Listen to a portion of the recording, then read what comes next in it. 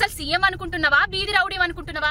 నీ ప్రజా వ్యతిరేక చర్యలను ఎప్పటికప్పుడు ఎండగడుతున్న మహిళా జర్నలిస్టులు సరిత విజయాల మీద ఈ రోజు నువ్వేదైతే 100% చేసినా రుణం మాపి అని ఊదర కొడుతున్నావో నీ ఊర్లో జరిగిందా లేదా అనేది ప్రజలకు తెలియజేద్దామని వెళ్తే నీ వీధి రౌడీలు నీ గూండాలతోటి నీ అనుచరులతోటి వాళ్ళ మీదికి భౌతిక దాడులకు దిగి వాళ్ళ ఫోన్లు వాళ్ళ మైకులు లాక్కొని వాళ్ళ మీద దాడులు తిరిగినవంటే ఎంతటి హేయమైన చర్య.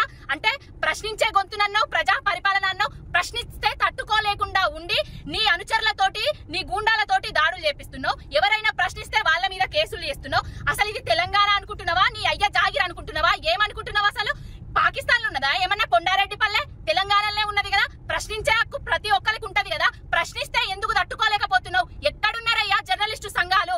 ఎక్కడున్నావమ్మా మహిళా కమిషన్ అమ్మా?